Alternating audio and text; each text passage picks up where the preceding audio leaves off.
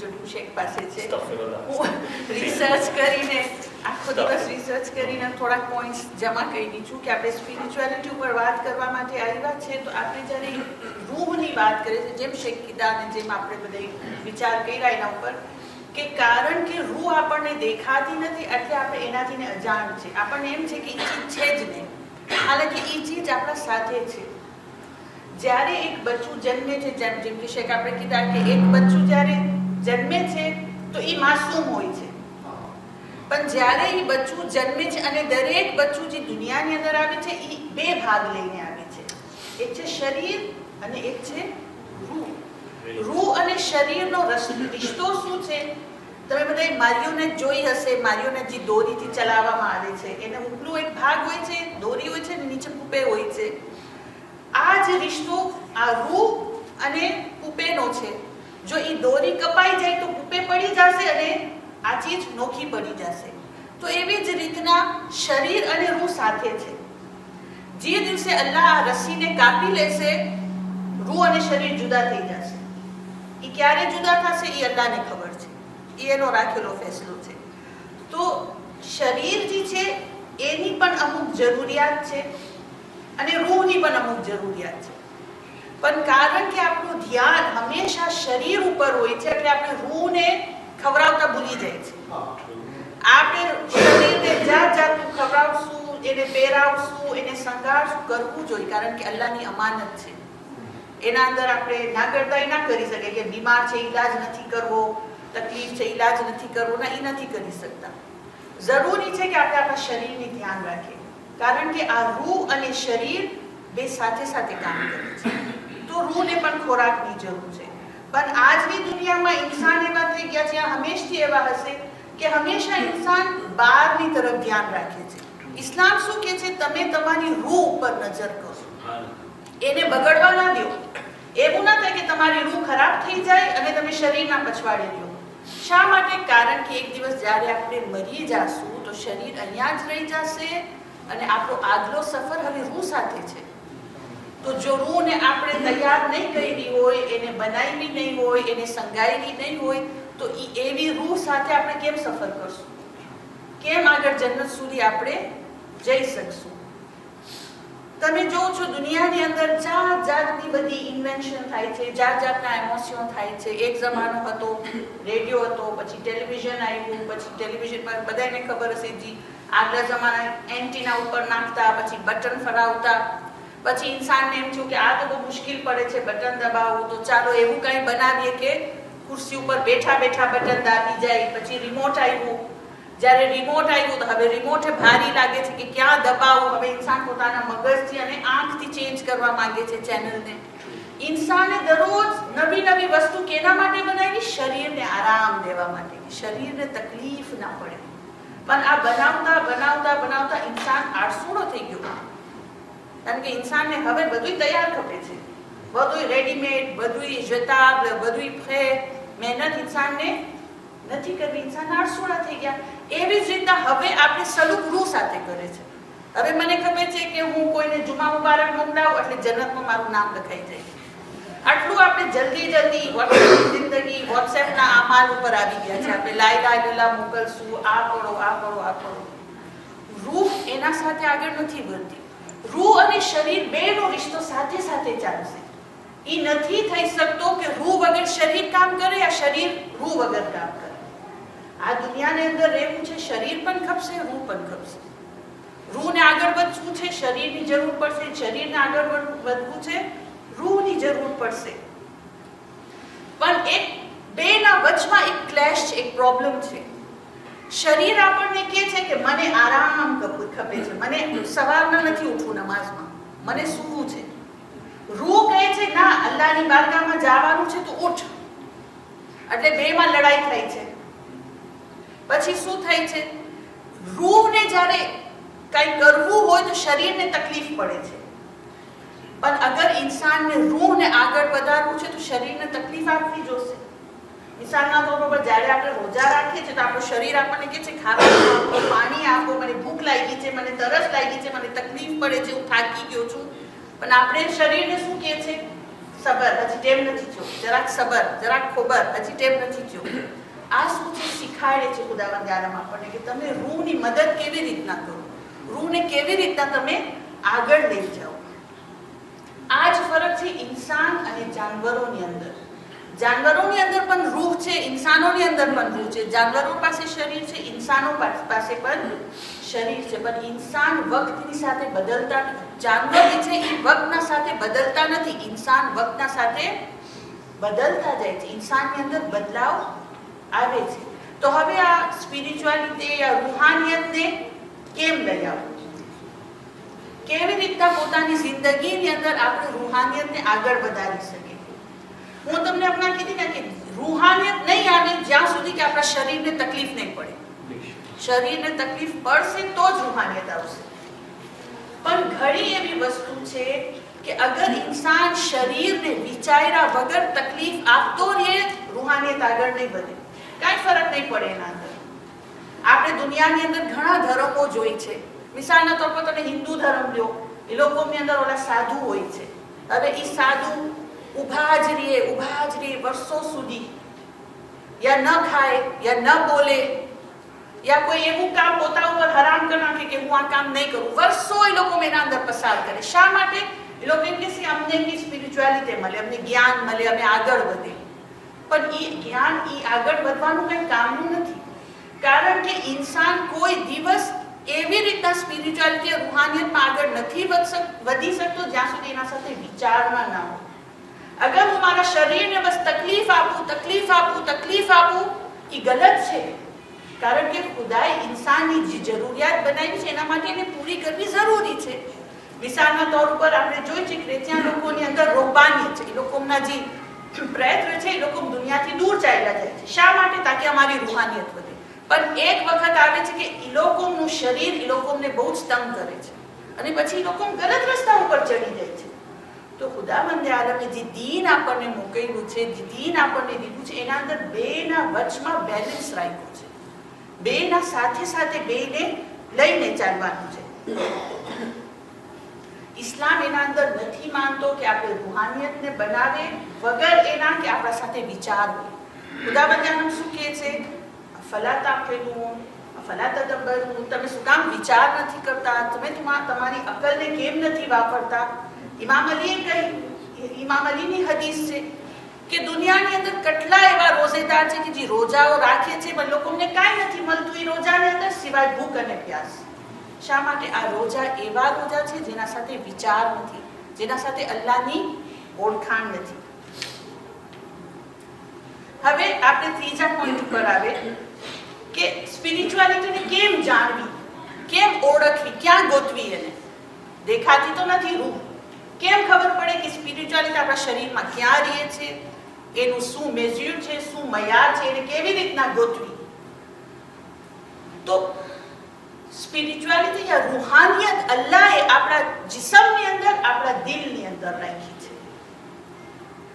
એને આપણે મગજથી વિચાર નથી કરી શકતા, મગજથી માપી નથી શકતા. કારણ કે તમે જોશો કુરાનની અંદર અલ્લાહ હંમેશા દિલની વાત કરે છે. ફી કુલુબિહિમ મરઝુન ફઝાદહુમુલ્લાહુ મરઝા, એ લોકોના દિલની અંદર બીમારી થઈ ગઈ છે.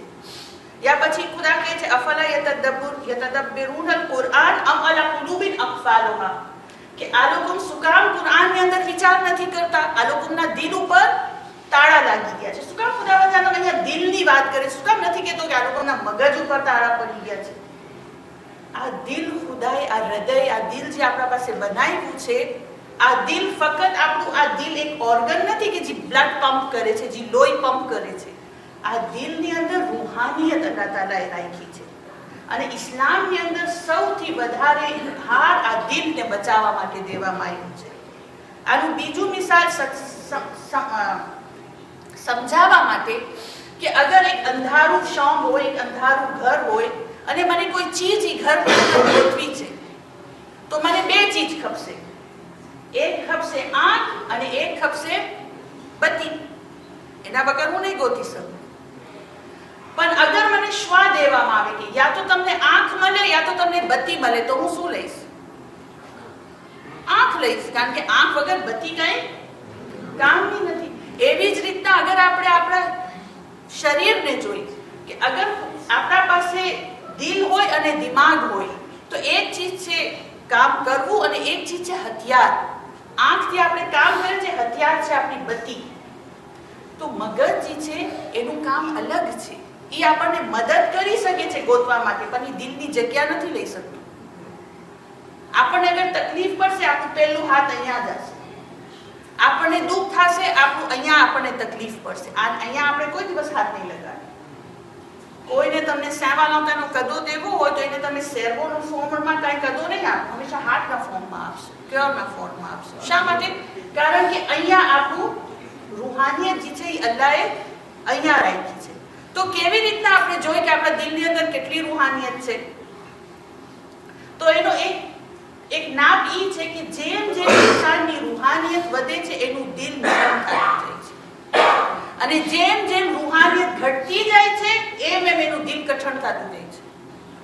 અગર ઇન્સાનને જોવું હોય કે દિલ નરમ છે યા કઠણ છે તો જોઈ લે, પોતે જ જોઈ લે કે મારું દિલની અંદર તકલીફ થાય છે કે નથી થતી. કોઈના દુઃખને જોઈને મને કંઈ થાય છે કે નથી થતું. અગર કોઈ તકલીફ થાય છે, અગર દિલની અંદર કંઈ ઠેસ લાગે છે, એનો મતલબ એ છે કે મારું દિલ હજી નરમ છે, આના અંદર રૂહાનિયત છે. પણ અગર મને કોઈની તકલીફ જોઈને કંઈ ફરક નથી પડતો, એનો મતલબ આ કઠણ થઈ ગયું છે. ઇન્સાનના સોંતીમાં યા જજ્બાત જે છે એ દેખાડવાથી ખબર પડે છે. જ્યારે ઇન્સાન રોય છે તો આપણે કહેશું એ પરેશાન છે, તકલીફમાં છે. કોઈ હસશે તો આપણે કહેશું ખુશ છે. એમને તો ખબર નથી. તો આ રૂહાનિયત જોવા માટે ઇન્સાનના આંખમાંથી જ્યારે આંસુ નીકળશે ત્યારે ખબર પડશે કે આના અંદર જે છે એ હજી રૂહાનિયત બાકી છે. દુનિયાની અંદર આજે બધે કો જેટલા પ્રોબ્લેમ્સ છે, જેટલી તકલીફો છે, તો માણસો શું ગોતે છે? Mental problem. આ ડોનેશન આપી દો, મદદ કરી દો, ખાવાનું મોકલાવી દો, પાણી મોકલાવી દો. આ બધે શું છે? મટીરિયલ સોલ્યુશન છે. આ એ કરવું જોઈએ, પણ આ મટીરિયલ સોલ્યુશન છે. પણ અગર કોઈ દેશની અંદર પ્રગતિ નથી થતી અને વાના માણસોને બદલાવવું છે તો પહેલે એ લોકોના દિલ બદલાવા જોઈએ. અલ્લાહ તાલાએ જ્યારે રસૂલને આપણા વચમાં મોકલ્યા તો રસૂલ માટે શું કીધું? વલ્લઝી બાસા ફિલ ઉમ્મીના રસૂલમ મિનહુમ યતલુ અલૈહિમ આયાતિહી વ યુઝક્કીહિમ વ યુઅલ્લિમુહુમુલ કિતાબ. પહેલે રસૂલનું કામ શું હતું? બધાના દિલોને બદલાવે. પછી રસૂલે ખુદા ઇલ્મ આપ્યા બધાને. પહેલે જમીનને આપણે તૈયાર કરે. જો જમીન કઠણ હશે એના અંદર બીજ વાવશું નહીં ઉગે. નરમ જમીનની અંદર બીજ વાવશો તો ફૂલ ઉગશે, ફળ ઉગશે, ઝાડ ઉગશે. તો ઇન્સાનની સ્પિરિચ્યુઆલિટી અહીંયા દિલ સાથે છે અને દિલને નરમ હોવું ખપે. અગર મારું દિલ નરમ છે તો મારા અંદર જે છે એ સ્પિરિચ્યુઆલિટી છે. કારણ કે આપણા રસૂલ કેના માટે આવ્યા છે? માણસોના દિલ બદલાવા. જમાનાના માણસો આ બધાને ખબર છે જાહિલ હતા, જુલમ કરતા હતા. રસૂલ આવીને પહેલે એમ ના કીધું કે ચલો નમાઝ પઢો, જલ્દી રોઝા શરૂ કરો તમારા. રસૂલે ખુદાએ પોતાના અખલાકથી લોકોના દિલોને બદલાવ્યા, દિલોને તૈયાર કર્યા, લોકોના દિલમાં ઈમાન નાખ્યું. હવે આ સ્પિરિચ્યુઆલિટી કેવી રીતના કામ કરે છે? હિદાયત બધાને મળે છે, પણ એનું લેવું આપણા ઉપર છે.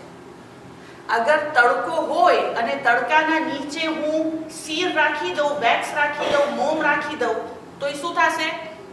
ઓગળી જશે. શા માટે? કારણ કે નરમ છે, ઉગળી જશે. પણ એ જ તડકાની અંદર હું લાકડું રાખી દઉં તો કાંઈ ફેર નહીં પડે, આ કડક થઈ જશે, કાંઈ ફેર નહીં પડે. તો ભૂલ કેની છે?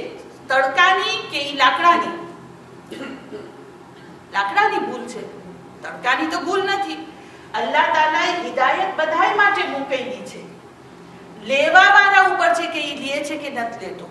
અગર મેં મારું દિલ રાખ્યું છે તો એ હિદાયતને લઈ લેશે, અને જો મારું દિલ સખત છે તો હિદાયત મારા સુધી નહીં આવે.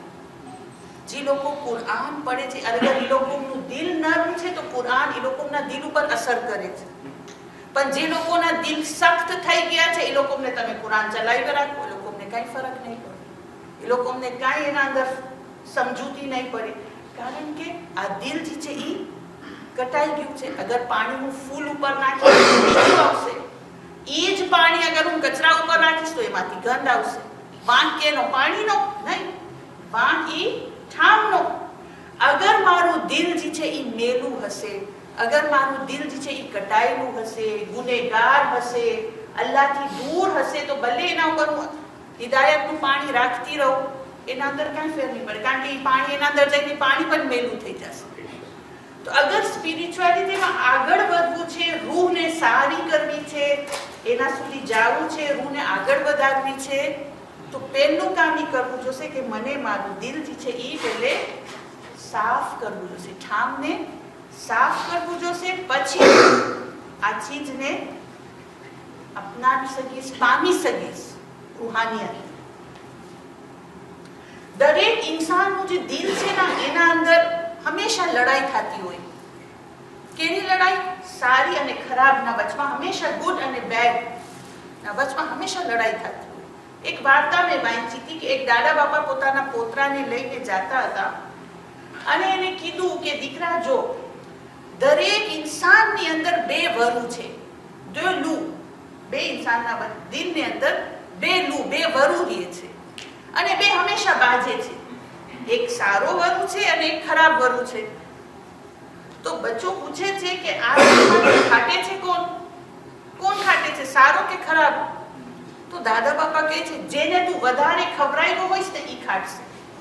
એટલે જેને તું વધારે મજબૂત, બોલે તાકાતવર બનાવ્યું હોઈશ ને ઈ ખાશે. એટલે કે અગર મારા અંદર ખરાબી છે, શું કામ ઈ ખાટે છે? કારણ કે હું એને ખવડાવું છું અને દરરોજ અગર મારા અંદર હસદ છે તો હું દરરોજ એને એક એક ચમચો આપું છું હસદનો, તો એ મજબૂત થતું જાય છે ઝાડ. પણ અગર હું મારી નેકીને વધારીશ, અગર અલ્લાહ પાસે ઇસ્તિગફારને વધારીશ, તો આ નરમાશ આગળ વધશે, તો મારી રૂહ પાક થશે. કારણ કે આપણને આ રૂહ સાથે હજી બહુ ઘણું લાંબુ સફર કરવાનું છે. તો આ કામ કેવી રીતના શરૂ થાય છે? જેમ આપણે કીધા, એક બચ્ચું પેદા થાય છે, પરવરદિગાર આલમ એને શરીર આપ્યું છે અને એક રૂહ આપી છે. જ્યારે ખુદાવંદ આલમે ઇન્સાનને દિલ આપ્યું છે ને, તો એ દિલ પહેલે સફેદ હોય છે, ચોખ્ખું હોય છે. પછી છઠ્ઠા ઇમામ કહે છે જ્યારે એ બાલિગ થઈ જાય છે બચ્ચું, પછી જ્યારે એ જાણીને કોઈ ગુનાહ કરે છે તો એક કાળું ટીપું દિલ ઉપર આવી જાય છે. અને પછી જે છે એ અગર ઇન્સાન તોબા કરી લે છે તો એ હાયલો જાય છે, પણ જો એ તોબા નથી કરતો તો એ ટીપકું વાં જ રહી જાય છે. જેમ જેમ ગુનાહ વધતા જાય એમ એમ ટીપા વધતા જાય, વધતા જાય, વધતા જાય, ત્યાં સુધી કે ઇન્સાન અગર ગાફિલ હોય, અગર તોબા ના કરે, એક વખત આવે છે કે એ દિલ આખું કાળું પડી જાય છે અને પછી ખુદાવંદ આલમ દિલને બંધ કરી નાખે છે. પછી એના ઉપર કઈ હિદાયત, કઈ અસર નથી કરતું. ખતમ અલ્લાહુ અલા રૂબિહિમ વલા સમહિમ વલા અબસારી. અલ્લાહ જે છે એ દિલને બંધ કરી નાખે છે. આ બધી મહેનત કરવાનો ફાયદો શું? રૂહાનિયતને વધારવાનો ફાયદો શું? આ બધી મહેનત કરવાનો ફાયદો શું? તોબા કરવાનો ફાયદો શું? કારણ કે ખુદાવંદ આલમ કહે છે કે જે દિવસે, કયામતના દિવસે, યૌમ લા યનફઉ માલુન વલા બનૂન ઇલ્લા મન અતલ્લાહ બિકલ્બિન સલીમ. એ દિવસે કે જ્યારે ન માલ કામ આવશે, ન ઓલાદ કામ આવશે. કેવો દિલ જન્નતની અંદર જશે? કઈ રૂહ જન્નતની અંદર જશે? જે પાક હશે, કલ્બિન સલીમ, જે પાક રૂહ આવશે અલ્લાહની બારગાહમાં, એ રૂહ જન્નતની જશે. તો હવે આપણે જોઈ કે કઈ એવી વસ્તુ આપણી જિંદગીની અંદર છે કે જે આપણી રૂહાનિયતને પકડી રાખે છે, બ્લોકે કરે છે, રોકે છે આગળ વધવાથી. રસૂલે ખુદાએ કીધું કે 4 કારણ છે કે જેનાથી ઇન્સાનના દિલ કઠણ થઈ જાય છે અને ખબર પડે છે કે એનું દિલ સખ્ત થઈ ગયું છે, એની રૂહાને દૂર ચાલી ગઈ છે. પહેલી છે કે જમૂદુલ ઐન, આંખ સુકાઈ ગઈ છે, આંખમાં આંસુ નથી આવતા. તમને કીધી ને, આંસુ ક્યારે આવે? જ્યારે અહીંયા દુઃખ થાય. પણ હવે મને દુઃખ જ નથી થતું. કોઈ ઉપર તકલીફ આવે, મને કાંઈ ફરક નથી પડતો. કોઈ મારા પાસે ફરિયાદ લઈને આવે, મને કાંઈ અસર નથી થતું. કોઈનું દુઃખ સાંભળીને યા કરબલાની કહાની સાંભળીને મને કાંઈ નથી થતું. મારા આંખમાં એક આંસુ નથી આવતું. એનો મતલબ એ છે કે મારા દિલની અંદર મુશ્કેલ છે, મારા દિલની અંદર કાંઈ ગલતી છે, ક્યાંય એવી ભૂલ છે. શું કામ મારા આંખમાં આંસુ નથી આવતા?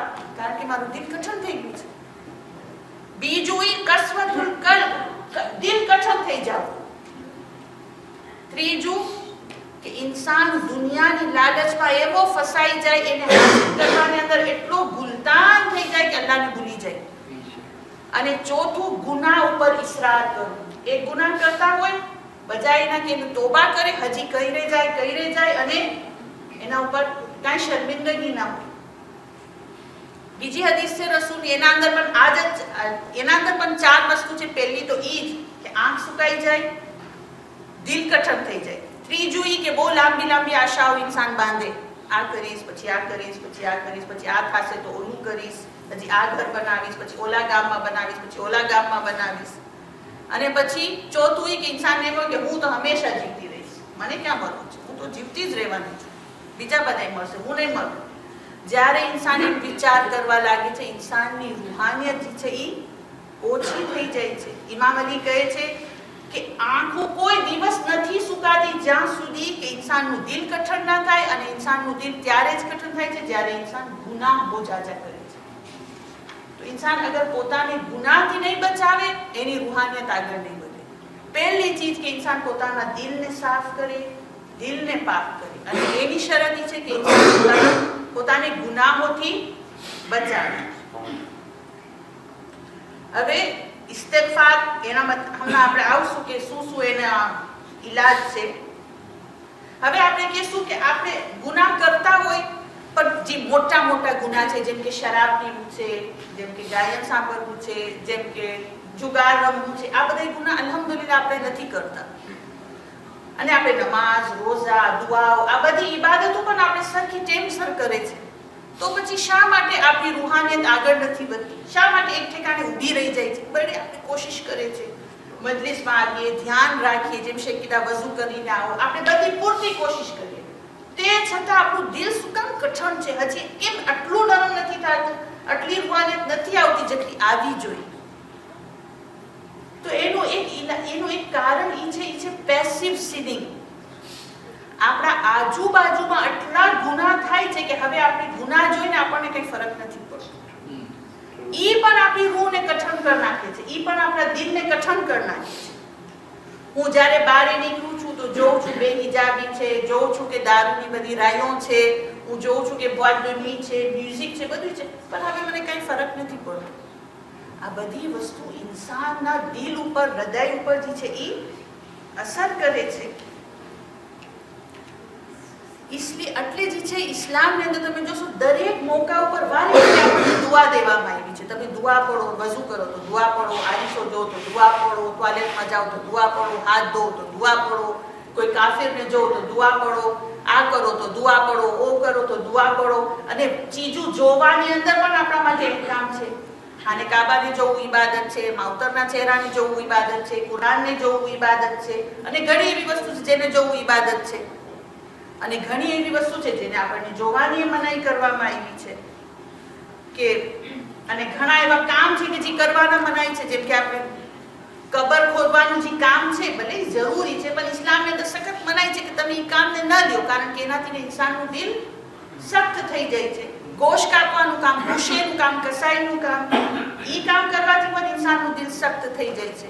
તો ઇન્સાનના દિલને નર્મ રાખવા માટે ઇસ્લામની અંદર ઠેક ઠેકાણે જે છે એ અહેકામ છે. શા માટે? કારણ કે આ બધી વસ્તુ એક દિવસ આપણા ઉપર અસર કરશે. આપણા બધાય બચ્ચા જ્યાં જુવાનીઓ બધા સ્કૂલ જાય છે, કામે જાય છે, તમને ખબર છે રીન્યો હોય, પાર્ટીઝ હોય, સ્વારે હોય, પછી આપણા દોસ્તાર શું કહેશે, આવ ના ના તારા માટે દારૂ નહીં, તારા માટે શીદ ઓરંજ રાખશું, કઈ વ્યાધિ ના કરજે, તારા માટે એક નોખું ટેબલ રાખશું, બધું. પણ આહિસ્તા શીદ ઓરંજ પીતા પીતા પીતા ક્યારે હું બિયરનું ગ્લાસ ઉપાડી લઈશ મને ખબર નહીં પડે.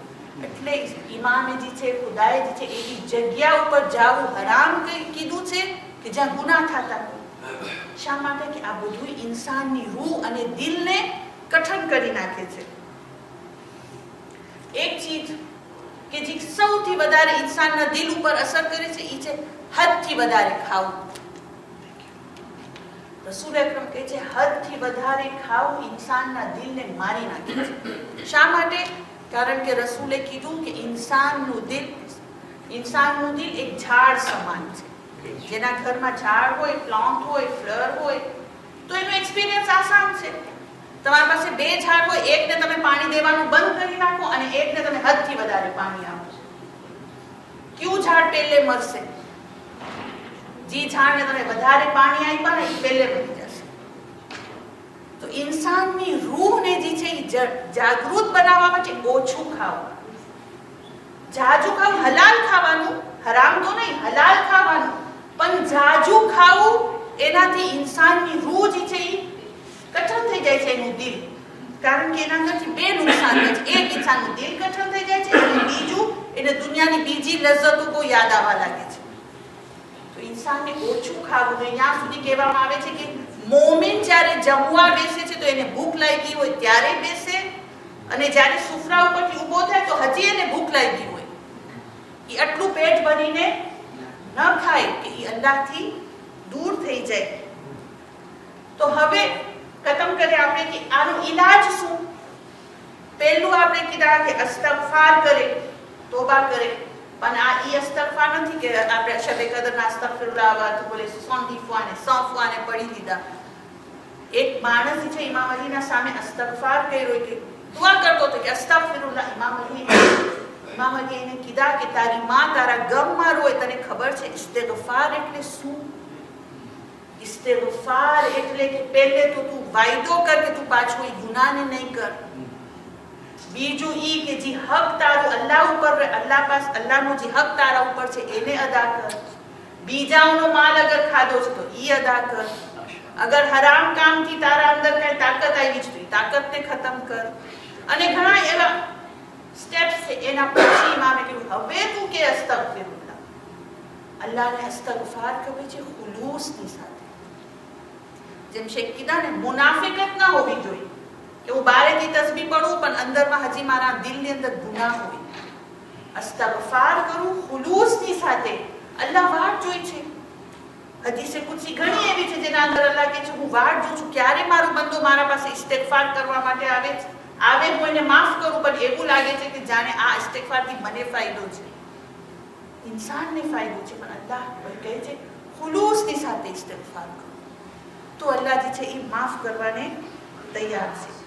બીજી વસ્તુ નમાઝે શબ. બધાને લગભગ ખબર હશે કે નમાઝે શબમાં જે ઇન્સાન રાતના ઉઠીને અલ્લાહને પુકારે છે, અલ્લાહ એના દિલની અંદર એવું નૂર મોકલે છે કે જેનાથી ને એની રૂહાનિયતની અંદર, એની મારિફતની અંદર વધારો થાય છે. કોઈએ પૂછ્યું ઇમામને કે યબ્ના રસૂલુલ્લાહ, જે લોકો નમાઝે શબ પડે છે એ લોકોના ચહેરા ઉપર શું કામ નૂર હોય છે, શું કામ એ લોકોના ચહેરા ઉપર એક રોશની દેખાય છે?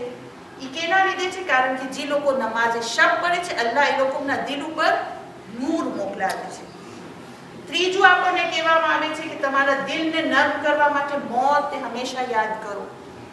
કબ્રસ્તાનની ઝિયારત માટે તમે જાઓ, તમારા અઝીઝોને યાદ ફાતિહા પડવા માટે જાઓ, મોતને યાદ રાખો. અને ત્યાં સુધી ઇસ્લામમાં છે કે અગર તમને એક શાદીનું આમંત્રણ આવ્યું હોય અને એક મરણનું પૈગામ તમને મળે તો પહેલે તમે મરણમાં જાઓ, પહેલે તમે શાદીમાં ન જાઓ. કારણ કે શાદી જે છે ઇન્સાનને દુનિયાની યાદ દેવરાવે છે અને મોત ઇન્સાનને આખિરતની યાદ દેવરાવે છે. તો ઇન્સાન જે છે એ મોતને હંમેશા યાદ રાખે, એનાથી ઇન્સાનનું દિલ જે છે એ નર્મ થાય છે. પછી આદાબ અહકામ, જે ઇસ્લામના જે આદાબ છે, જે અહકામ છે એના ઉપર અમલ કરવાની કોશિશ કરવી. જેમ હું કીધી, દુઆઓ પડવાના હુકમ છે, લોકોના વચમાં કેવી રીતના રહેવું, કેવી રીતના વાત કરવી, કેવી રીતના નમ્રતા રાખવી. અને પછી છે ઇન્સાન જે છે એ ઝિયારતો ઉપર જાય, ઝિયારાતમાં જાઓ. કારણ કે જ્યારે ઇન્સાન ઝિયારતમાં જાય છે તો એવી રૂહાની જગ્યા હોય છે, આપણે કહે છે ને વાં જાય છે આપણે દુનિયાને ભૂલી જાય છે, આપણને કાંઈ યાદ નથી આવતું. કારણ કે એ જગ્યા ઇન્સાનને આ બધી ચીજથી કાપી નાખી છે અને ઇન્સાન ફક્ત અલ્લાહની રઝા ઉપર, અલ્લાહની મોહબ્બત તરફ ધ્યાન રાખે છે. અને પછી છે કે મજલિસોની અંદર જાઓ અને ઇમામ હુસૈન અલૈહિસ્સલામની અઝાદારીની અંદર ભાગ લો. તમે જોશો કે જ્યારે પણ ઇમામ હુસૈનના ગમ બયાન થાય, તમે રોયા હોય અને પછી તમે 2 રકત તમે જે નમાઝ પઢશો એ નમાઝ અલગ હશે કે જે તમે ઘરે પઢશો. શા માટે? કારણ કે આપણે એક ફેરે રોઈ લીધા હોય તો અલ્લાહ અને આપણા વચમાં જે પડદો છે ગુનાહોની હટી જાય છે અને આપણે પોતાને અલ્લાહથી નજદીક સમજે છે, નજદીક થઈ જાય છે. એનો અસર આપણને તરત દેખાય છે નમાઝની અંદર. તો રૂહાનિયત જે છે એને બનાવવાની છે, એને આગળ લઈ જવાની છે. ખુદાએ ઇન્સાનને ઇન્સાન બનાવીને નથી મોકલી, બનવા માટે. જો આપણે આ રૂહને નહીં બનાવીએ ને તો આ જાનવર બની જશે અને પછી જ્યારે જાનવર બની જશે જાનવર જેવા કામ કરશે. જાનવર કોઈને મારતા અચકાતો નથી, કોઈનું માલ ખાતા અચકાતો નથી, કોઈની ચીજ તોડતા બગાડતા અચકાતો નથી. અગર આપણે આપણી રૂહની ધ્યાન નહીં રાખીએ તો આપણે એવા થઈ જશું. પણ અલ્લાહે બધું ઇંતજામ ઇન્સાન માટે કર્યું છે. ઇન્સાન છે પોતાની રૂહને તરબિયત કરે અને એને આગળ લઈ જાય. ઇન્શાલ્લાહ કોઈના કોઈ સવાલ હોય હું કોશિશ કરીશ, પણ મૌલાના છે અહીંયા, કોઈને કઈ સવાલ કરવો હોય